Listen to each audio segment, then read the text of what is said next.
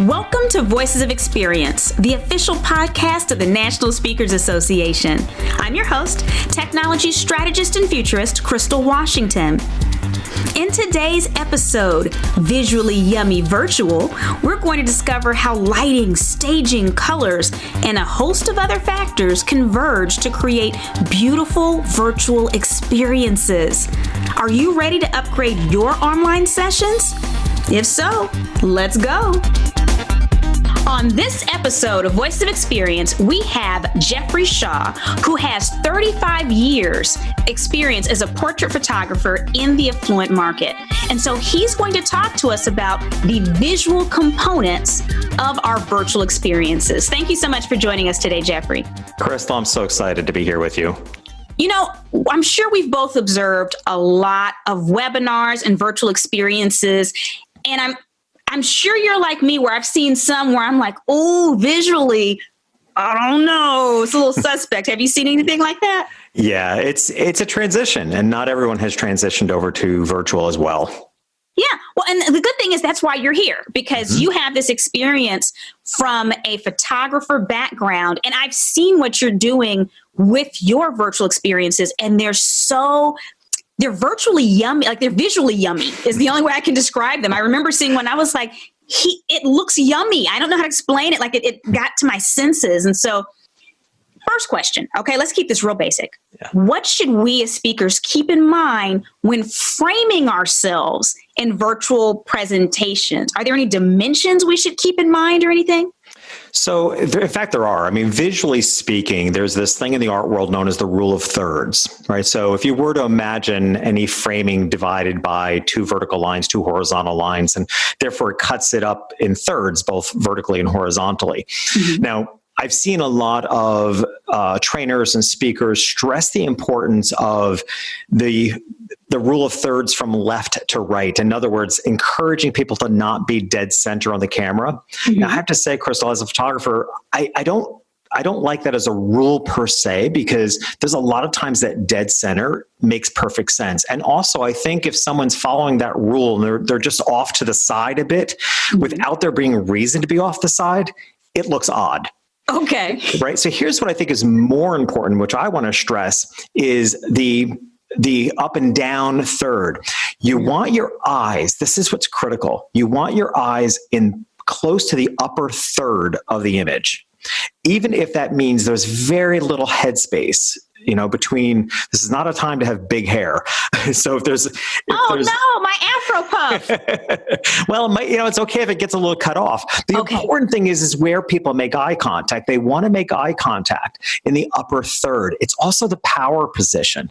Now imagine, you've probably seen this, as soon as somebody's eyes are too low on the screen, they've lost all their power.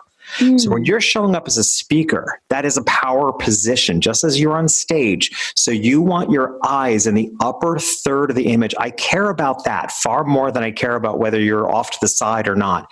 Okay. If you're going to be off to the side, then there has to be a reason for balance. If you're to the left of the screen, mm-hmm. then there has to be a visual weight to the opposite side so that it makes sense. I tend to frame the edges. So I stand in front of, when I'm doing my virtual presentations, I'm standing in front of a tree that's kind of in the distance inside my apartment. And then there's a weight to it, right? So there's a window on one side, there's visual elements. So if you're not going to be dead center, if you're going to be slightly off the side, it has to be balanced with weight. That's really critical. But I'm most picky about the eyes. Keep your power, keep your eyes in the upper third. And when you say in the upper third, Jeffrey, do you mean that it needs to be on that top line? Because we're looking at two lines going across. Are you saying it needs to be on that line or above that line to get them in the third? Correct. On or above. Okay. Right? So you want to keep your eyes in the top third of the overall screen. Okay. Wow. So I think we should jump into a little controversy, Jeffrey, because we... sometimes we have to touch on things that are a little controversial. We live in a controversial world right now. Green screens. Yeah. Good idea? It can be, and it can be a disaster.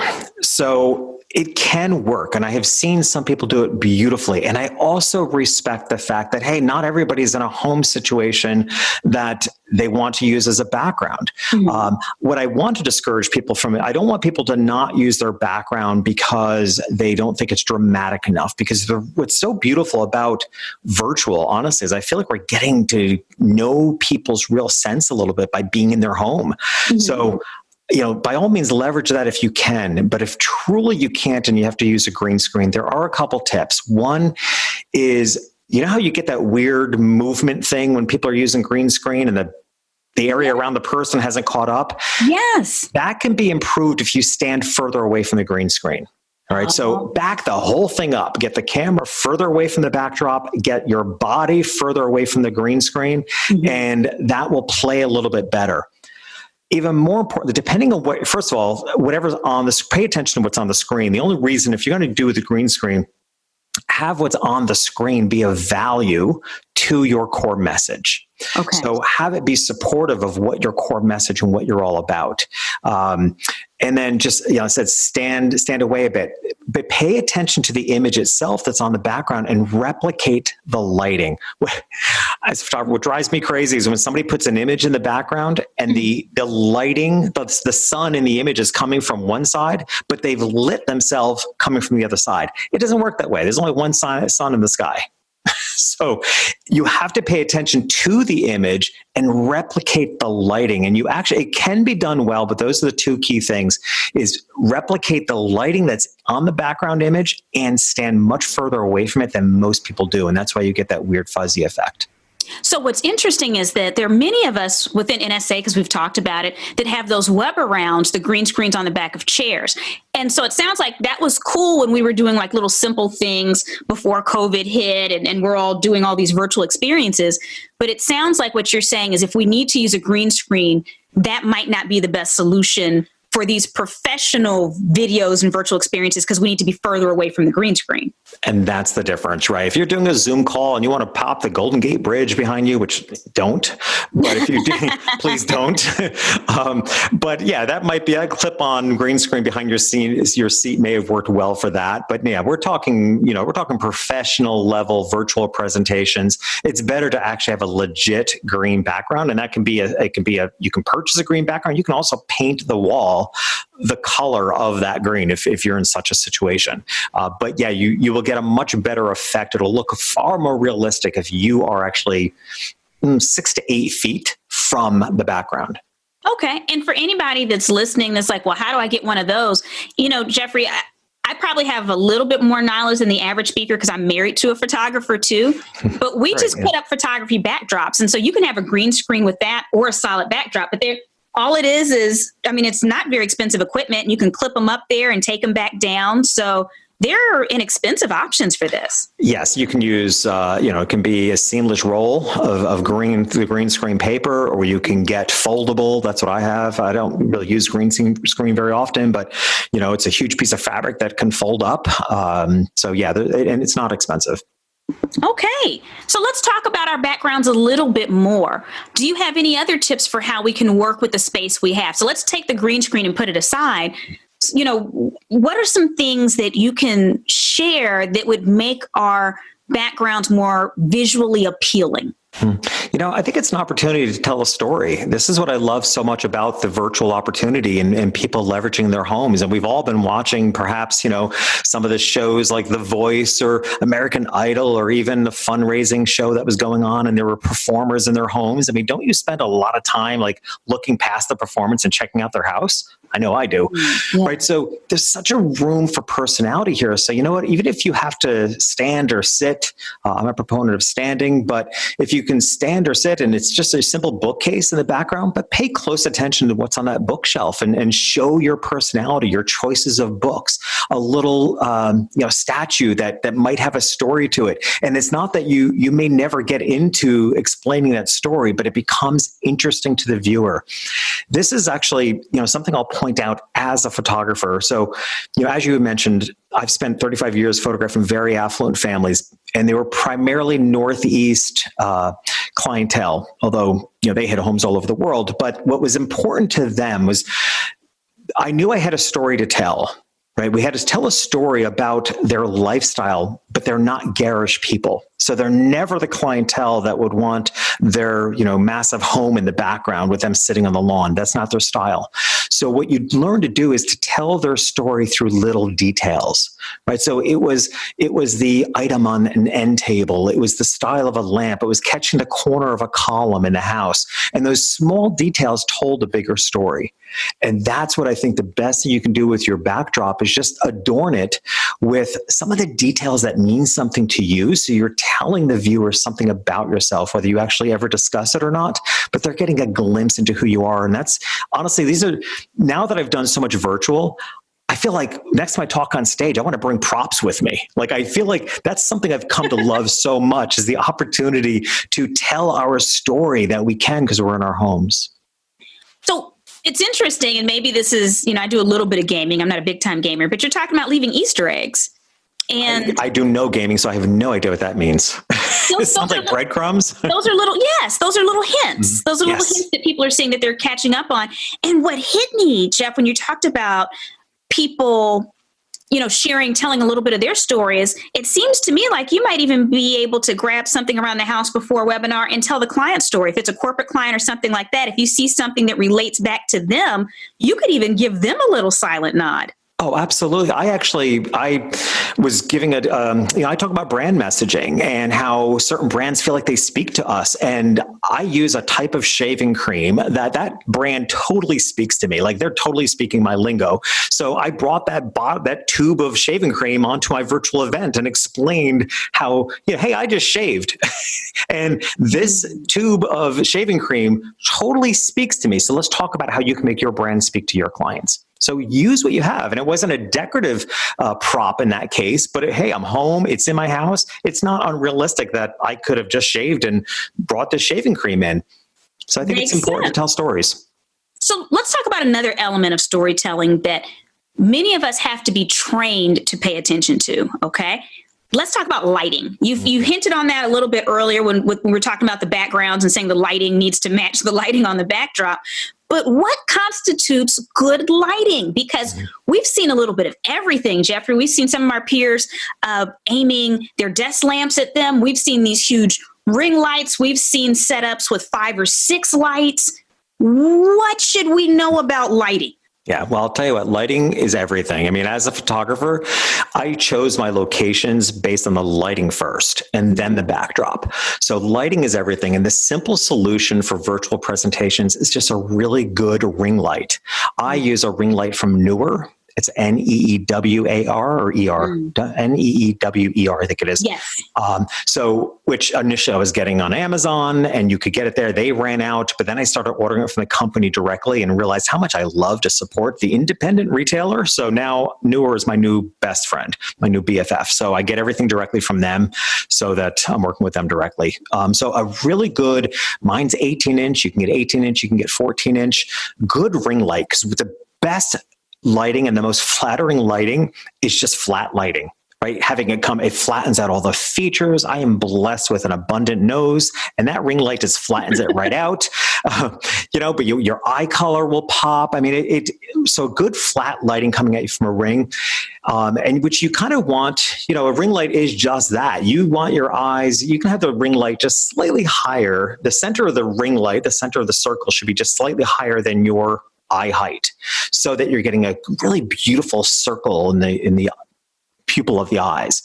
So that's the simple solution. You can kick that up with also a small little floodlight off to the side that's called a kicker light. So you can have your ring light a little stronger than the kicker light, but the kicker light might just add a little highlight on the cheek. The other thing you can do, which is one of my favorite things to do, and I just helped a speaker with this the other day, just told her, she sent me a diagram of her room and there happened to be a window in it. I was like, hey, wait a minute, use the window too. So what we did is we used the ring light straight at her and the window was to her shoulder. What that does, if you have that opportunity, is that window adds this outline of light to your shoulder.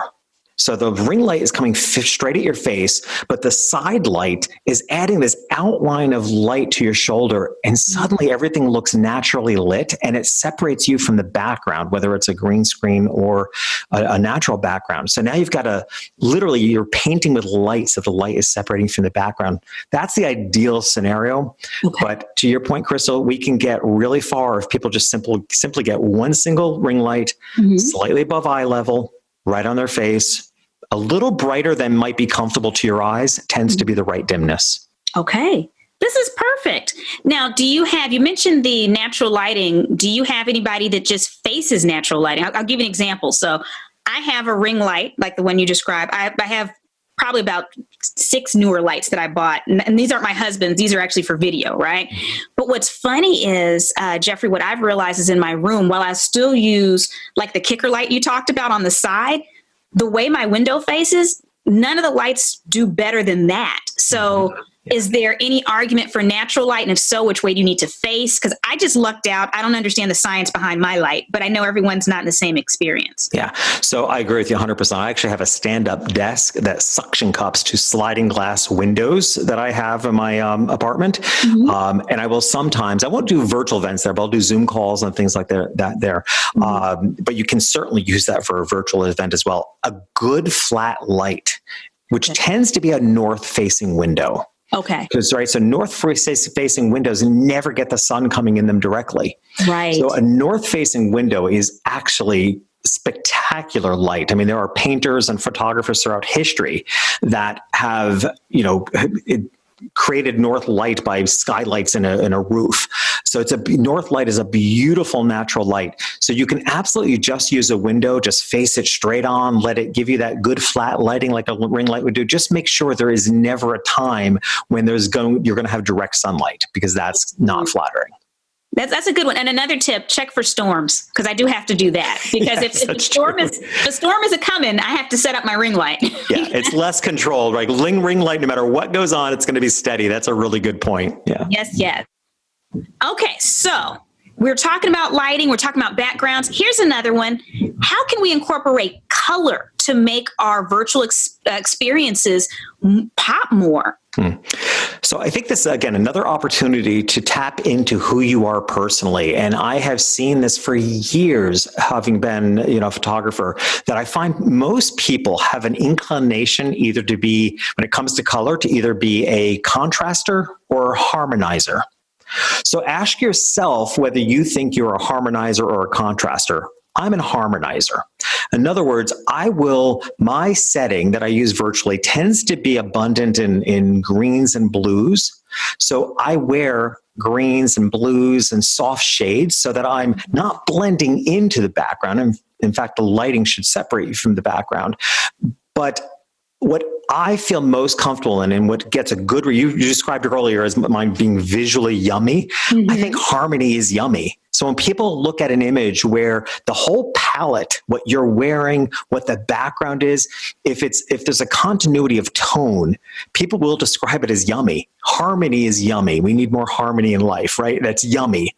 Right. So I'm more of a harmonizer, as opposed to a contraster, someone else who just exudes personality. And I kind of would put you in this category, Crystal. You can't help but you can't not stand out. Like, it's just who you are.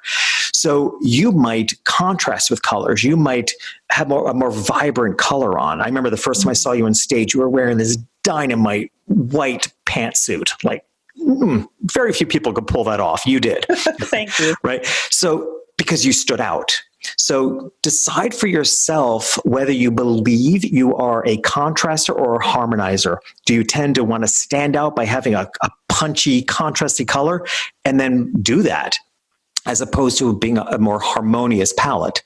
The only color that I tend to suggest you stay away from, as far as a blouse or a top, would be red, a vibrant red. Oh. Because you can't unsee it. It's really powerful on a camera. So to the viewer, their eye is subconsciously spending more time looking at that red than they are at your facial expressions. Wow. It's really hard to get our eyes off of red.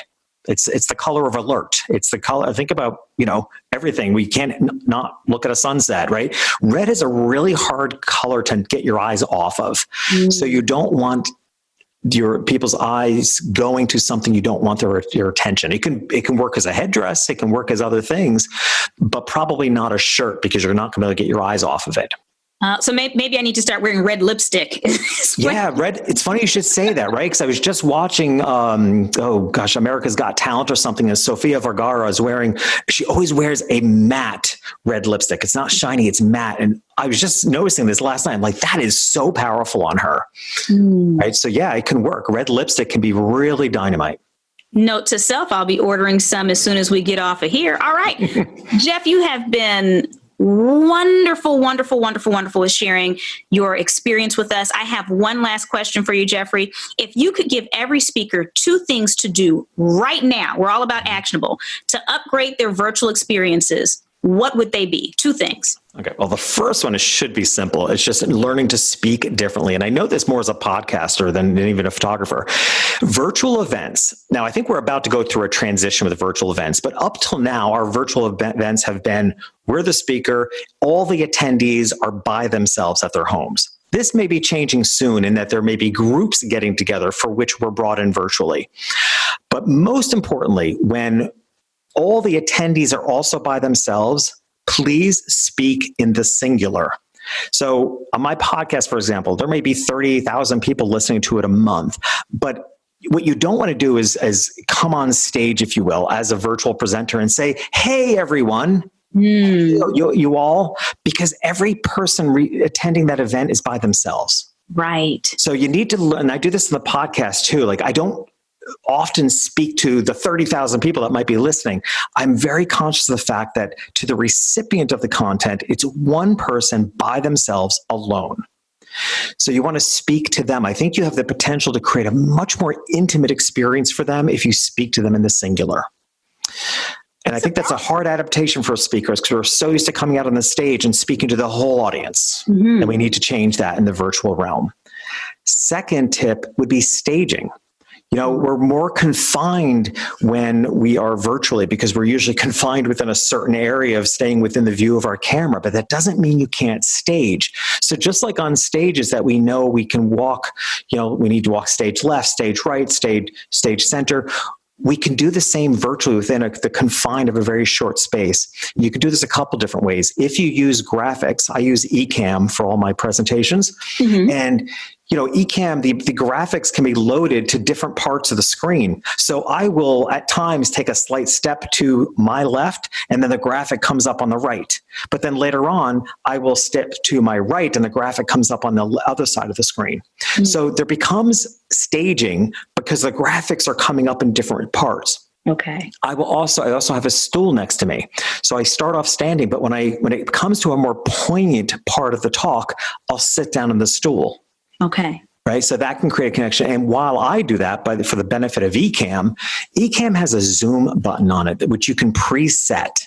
So as I go to sit on my stool, I'm hitting, without the attendees realizing, just one radial dial in Ecamm that brings the camera in on the preset zoom stage. Now it looks like a 2-camera shoot. It's the same camera. Oh. But the preset of the zoom zooms in so it's just head and shoulders, where when I'm standing, it's waist up because I want them to see my hands. Okay. Right? So you could just simply sit, zoom, have a preset of the zoom. But even just, even if you're not using Ecamm, just sitting on the stool, just don't forget to stage your talk just like you would on stage. So you're not just standing there talking the whole time. There's still, within the confines of a short area, you can still create a visually exciting experience for the viewer. Thank you for tuning in to Voices of Experience, the podcast of the National Speakers Association.